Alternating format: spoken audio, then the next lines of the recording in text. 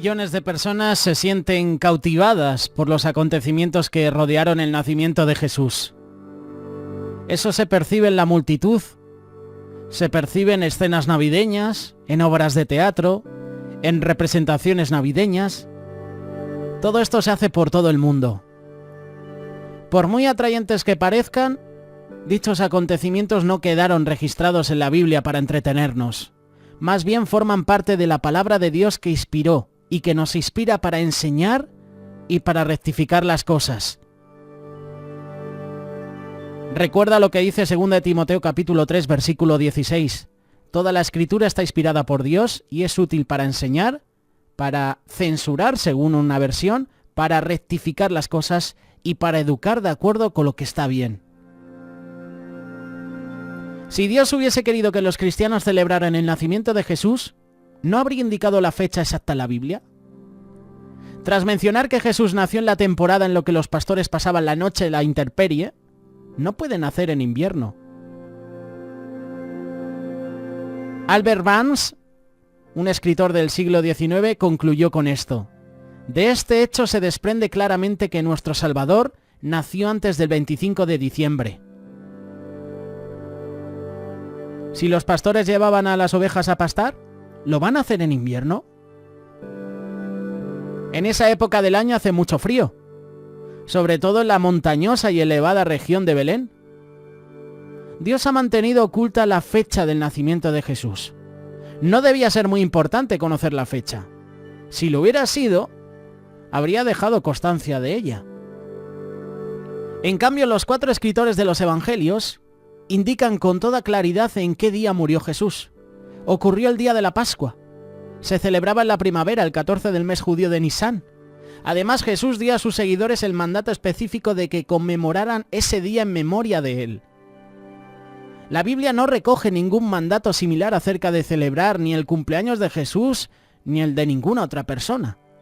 Lamentablemente, la polémica sobre la fecha de su nacimiento ha eclipsado sucesos mucho más relevantes acaecidos en aquel momento histórico.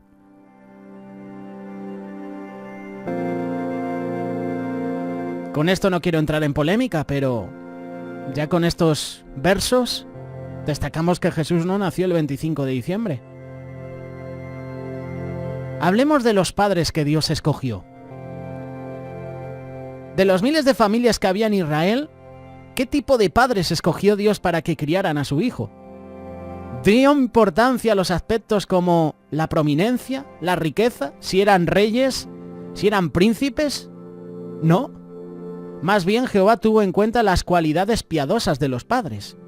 Si te fijas en la canción de alabanza que hallamos en Lucas capítulo 1, versículo 46, esa canción de alabanza de María que dirigió a Dios cuando supo que tendría el privilegio de ser la madre del Mesías. Entre otras cosas dijo, mi alma engrandece a Jehová, porque él ha mirado la posición baja de su esclava. Humildemente se veía en una posición baja, como una esclava joven de Jehová. Más importante todavía, en las expresiones de alabanza de su canción, María se revela como una persona espiritual que conocía la palabra de Dios. A pesar de ser descendiente pecadora de Adán, era la persona ideal para ser la madre terrestre del Hijo de Dios. ¿Qué se puede decir del esposo de María, quien se convertiría en el padre adoptivo de Jesús? José era un hombre con conocimientos prácticos de carpintería. Su disposición a trabajar arduamente con sus propias manos le permitió satisfacer las necesidades de una familia que llegó a contar con 5 hijos y al menos 2 hijas. Este mensaje va también dirigido para esas personas que dicen que María fue virgen, que nunca más tuvo hijos. Mateo capítulo 13, versículos 55 y 56. Esto lo pone en la Biblia que yo conozco, esto lo pone en mi Biblia. ¿No es el hijo del carpintero? ¿No es su madre la que se llama María? ¿No son sus hermanos Santiago, José, Simón y Judas? ¿Y sus hermanas? ¿No viven todas aquí con nosotros? Entonces, ¿dónde consiguió él todas estas cosas? Este pasaje está mencionando que había incredulidad en Nazaret. Por eso Jesús no hizo milagros en esa ciudad, porque todos conocían a Jesús. Este no va a ser el Mesías, y a este yo le conozco de pequeño. Si él es hijo de José el carpintero, si hace una semana estuve hablando con él, si me hizo una mesa, me hizo una silla, la barnizó muy bien, ¿cómo va a ser este el Mesías? Había incredulidad en Nazaret, pero ese pasaje muestra que José y María tuvieron más hijos. José no era rico. Llegado el momento de que María presentara a su primogénito en el templo de Dios, a José debió de dolerle no poder ofrecer el sacrificio de una oveja. En su lugar tuvo que acogerse a la concesión que se hacía a los pobres. Si no tienen lo suficiente para una oveja, entonces tienen que tomar 2 tórtolas o 2 pichones, uno para una ofrenda quemada y uno para una ofrenda por el pecado, y el sacerdote tiene que hacer expiación por ellas, y ella tiene que ser limpia. Levítico capítulo 12, versículo 8, o Lucas capítulo 2, versículos del 22 al 24. La Biblia dice que José era justo. Mateo capítulo 1, versículo 19. Una muestra de esto es que no tuvo coito con María después del nacimiento de Jesús. Aquí se evita cualquier malentendido. ¿No debió de ser fácil para una pareja de recién casados que vivía bajo el mismo techo abstenerse hasta que no naciera Jesús? José también era una persona espiritual, al igual que María. Todos los años interrumpía su trabajo y recorría con su familia un trayecto de 3 días de Nazaret a Jerusalén para asistir a la festividad anual de la Pascua. La referencia la encontramos en Lucas capítulo 2, versículo 41. Además, José debió de inculcar al joven Jesús la costumbre semanal de participar en la adoración que se efectuaba en la sinagoga. Ahí se leía y se explicaba la palabra de Dios, y luego llega ese momento donde pierden a Jesús durante 3 días. Por cierto, puedes escuchar el espacio que te hemos preparado de ¿Has perdido a Jesús? Lo puedes escuchar en YouTube próximamente. Perdieron a Jesús durante 3 días. ¿Y nosotros? ¿Hemos perdido a Jesús?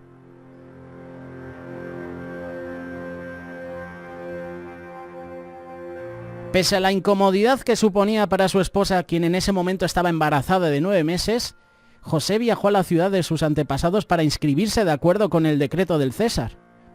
Al llegar a Belén, el matrimonio no encontró alojamiento. La ciudad estaba abarrotada de gente. Así que las circunstancias lo obligaron a acomodarse en un establo donde Jesús nació y fue acostado en un pesebre. ¿Tú te imaginas si Jesús hubiera nacido en palacio? ¿Si Jesús hubiera nacido en una cama de un rey, de un príncipe? No habría acceso para los pobres a llegar a palacio. Yo me imagino la situación. Los pobres, los leprosos, los pastores de ovejas no tendrían acceso a palacio. Solo podrían ir los de la corte real. Los príncipes, las princesas, las mujeres, pero ¿y los pobres? ¿Y los necesitados? ¿Tendrían acceso a Jesús? ¿No? Piénsalo.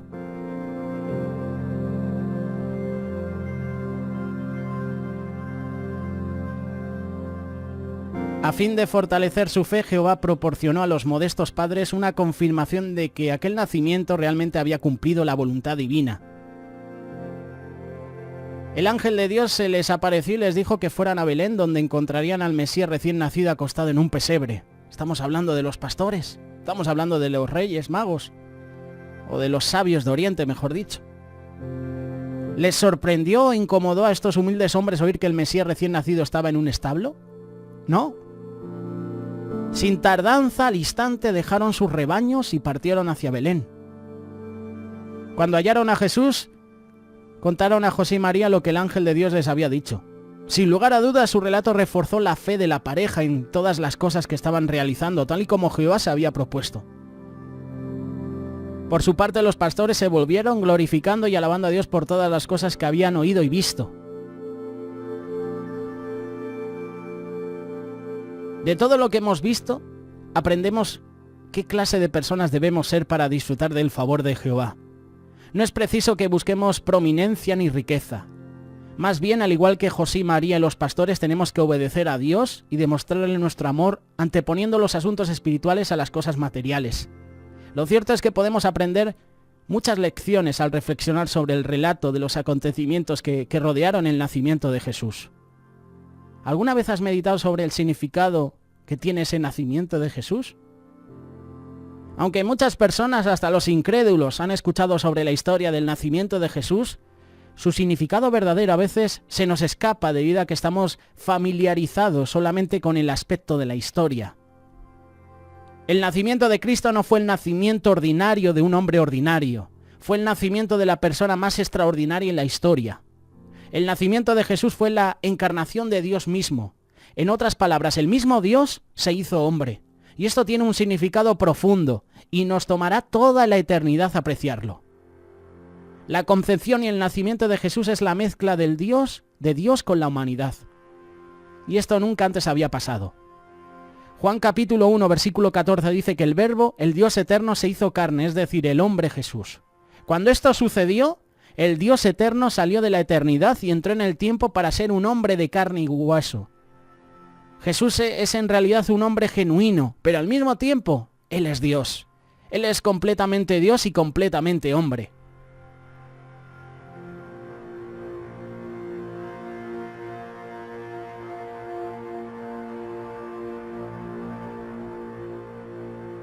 ¿Qué nos enseña el nacimiento de Jesús? En pocas palabras, te presentamos esta reflexión y tú puedes dejarnos tus preguntas, tus sugerencias a través del WhatsApp, a través de Facebook, a través de YouTube. Cuéntanos tu opinión. Subiremos este vídeo a YouTube y ahí podrás dejar tus comentarios. Hay también un espacio de comunidad para sugerir temas. Si en algo no me he expresado bien, lo siento. Si quieres corregirme en algo, en algún punto que he mencionado, puedes hacerlo. Esto no es para crear polémica, ni con católicos, ni con personas que piensan que María, por ejemplo, fue virgen, que Jesús nació el 25 de diciembre. ¿Qué significa para ti el nacimiento de Cristo? ¿Ha nacido Jesús en tu vida? ¿Has aceptado al Señor en tu vida? Si no lo has hecho, hoy es el día. Hoy puedes hacerlo. El Señor no tiene horarios limitados. No tiene la agenda apretada como nosotros. Hoy no puedo, Señor, buscarte. No, hoy no. El Señor está disponible las 24 horas del día, todos los días del año. Ahora depende de nosotros. ¿Qué haremos? ¿Marcaremos su número de teléfono? ¿O pondremos nosotros que no estamos disponibles? Salí a comer. Modo invisible para Dios. Conéctate con Dios.